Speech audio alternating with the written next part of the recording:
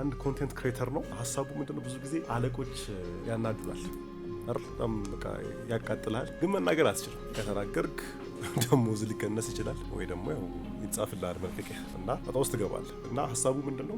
Kalimar_White3 ነው አካውንቱ እና ካምፓኒውም ስሙ ደግሞ OCDA ይባላል።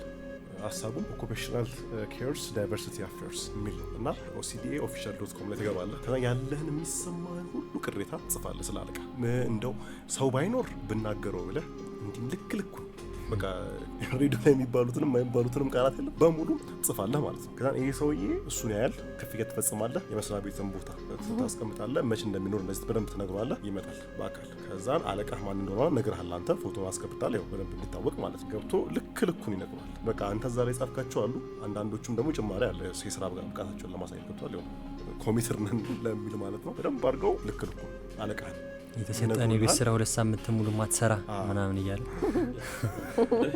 ከልብ በቃ ወጣ አንተ ባላይ ወይኔ ያለቀኝ ሰደቡት ያልክ ጥግን ይዘህ ደስ ይላል ማለት ነው። በስነ ስርዓት እየሰሩ ነው። 1 ሚሊዮን ፎሎወር አላችሁ።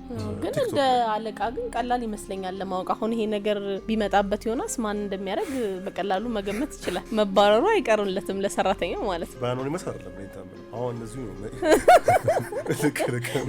አሁን ግን ይሄ ስራ የታገር ነው አሜሪካ OCDA ነው። ከዛ በኋላ ትገባለህ ኦፊሻል ዌብሳይቱ ላይ። ስለዚህ ግን ማን ከማን እንደሆነ ማን እንደሆነ አይታወቅም። ስለዚህ አንዱ ሰራተኛ ነው ይባላል። ግን አንዳንድ ከተናገራችሁ ነገሮች ሊገምት ይችላል እኮ። ራስን ማስበላት የለብህም። ስለ አንተ ስታስገባ ስድቦቹን እየጠቅለል ያለ አይነት አሁን እናንተ ብቻ የምናውቀው አለ።